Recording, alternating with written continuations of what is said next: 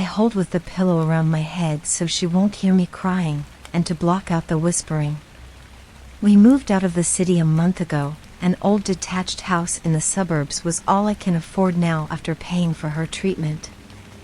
Thin wooden walls make for a vulnerable feeling, rotten floorboards echo with every creak. Our old house held in its four walls great highs of joy and depths of grief. This sinister shack amounts to 3 endless weeks of counting tinned food and fruitless attempts at fatherhood. With something over my head, I feel somehow safer, as if imaginary beasts in the darkness can't see me if I can't see them. Every corner of the room not touched by moonlight forms a pitch-black abyss that could hide anything. The house is swallowed by swathes of unknown space, yet, beyond a childish fear of spindly ghouls, I think I'm more unnerved by what I can't see than what I can. Twigs seem to paw and tap at the windows in the wind. They wouldn't want to come in if they knew. At some ungodly hour in that sleepless night, I am startled upright, a smashing noise down the hallway. I thought I might have a night of peace, but she always finds some way to frighten me at night. I fumble for a torch and grasp the doorknob, pausing to prepare myself for the fear these nights can hold. There is no spectral phantasm waiting for me on the other side, just a dark, silent hallway to the kitchen. The smell of ancient cigarette stains always brings back memories of my grandmother's house. On my way, I stop to listen at her bedroom door. Do I want to hear something? Signs of life, but nothing else, please. There are no nurses to check on her anymore, no sedatives, no straps. The wind is blowing much stronger tonight. I finally hear the faint snoring of my little girl. Relieved, I let out a shaky breath. In the kitchen there are no songs of merriment, no sense of cooking. Not anymore. Here putrid nicotine meets rotting food and rodent aromas. A window lies open above the sink. I move to close it and see the pieces of a shattered plate in the basin below. It must have been teetering on the side against the draft. Did I close it? My memory deceives me these days. Locking the window shut, I see a long, distorted face in the darkness outside. Its paleness glows in the black of night. Its eyes seem lost in plunging cavernous sockets. Fear pumps through my veins, but as I look again, my own gaunt, sagging face looks back at me, illuminated by the torch. A mind unnerved by the unseen always conjures visible demons. Such things aren't real. It's the unknowable human condition that is truly dangerous. A whiskey bottle catches my eye beside the sink. Not tonight, not again. Walking down the hall with some peace, my blood freezes to find her door open. I edge closer, revealing a perfectly made bed and closed window. I shout her name to no avail. Making so much noise is something I try to avoid in this place. We sent her to them because they said they could treat anything, exorcise her even, but when the money ran out, she came back different. Worse than before. It's only me now, and I can't help her. On the floor beside the bed, something glints in the moonlight. I bend down to pick it up. A long, sharp piece of broken plate. The last piece? My contemplation is broken by the sound of the front door slamming open against the kitchen wall. But something else? The moan of the wind? Creaking of the walls or the floorboards? Who's there? I shout, rushing towards the kitchen in a clumsy panic, knuckles white, with fear or readiness to fight I do not know. My anger subsides as I find the kitchen empty of intruders. There is no little girl out there in the darkness. Shutting the door, I begin to cry and I shout her name again. That's enough, please.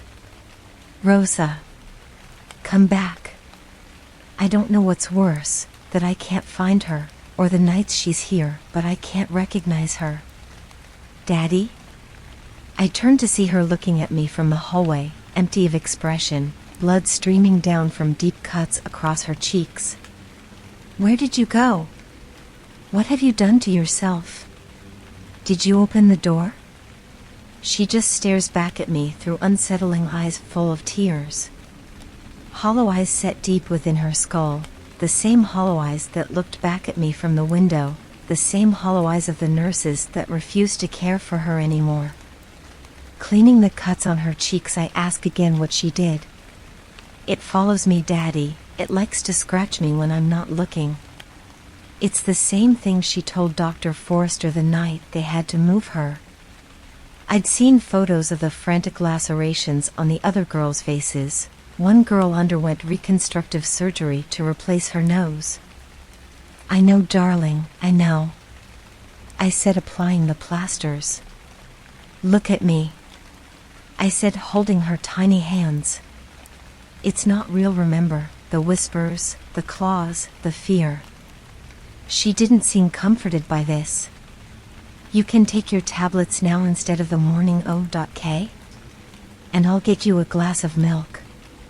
There wasn't any milk, water would have to do. Her medication ran out 2 days ago, paracetamol would have to do.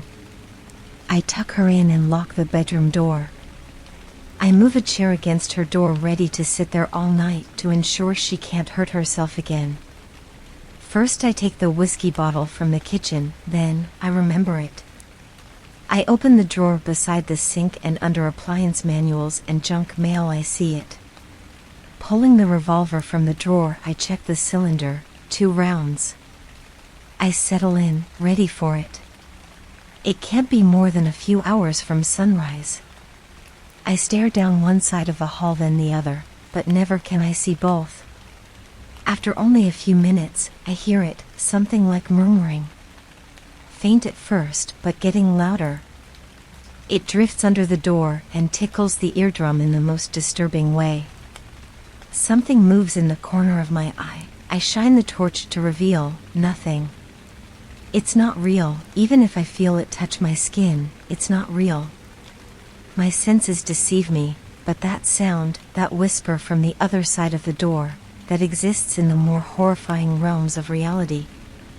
The louder it gets, the tighter I grip the bottle, the faster my leg bobs up and down with anxiety. They thought putting her in her own room she'd have no one to cut and no reason to scare the other girls with her whispering. They were wrong. Don't look at me. Indistinct hisses become audible sentences, saying very little yet speaking to every fiber of my nerves. Don't look at me, don't look at me. She continues, louder yet with the same unnatural tone. I can hear her tossing and turning in bed. I think of her playful laughter, the painful days leaving her at nursery, the first photo with her mother, trying to remember why I do this, why I put us both through this. I glug from the bottle and fumble with the revolver in my pocket. Holding back the tearing feeling in my heart, I chant a lullaby her mother used to sing. Don't look at me, don't look at me, don't look at me. As she hisses, it seems to reach a crescendo. A scream cuts through the wind and whispers. I lurch upright, whip open the door, desperately longing to find some wizened witch or wraith. I want her to be right and for her torment to be coming from without, not from within. Something I can fight, see, understand. I find a room solely occupied by my little girl, blood again streaming from fresh scratches on her face. I can't do it anymore. It follows me. It scares me, Daddy. I know, darling, I say, scooping her up. That's why you're so brave. I hold her so tightly it must hurt. The revolver is burning a hole in my pocket. What else can I do for her? I don't know the girl that whispers and scratches behind the door, but I know this little girl in my arms right now. She's the only thing I have. I carry her to my room. Without a door, maybe I can stop her harming herself.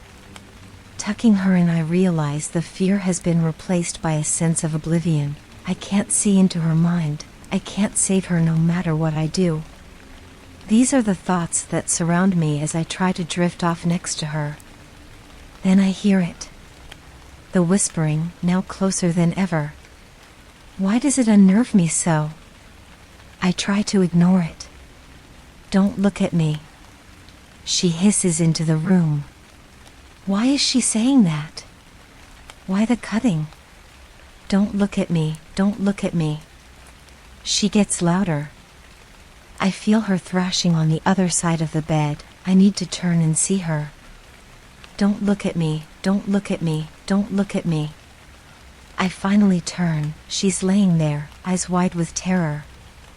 Why was there no blood on the plate shard, or her fingernails?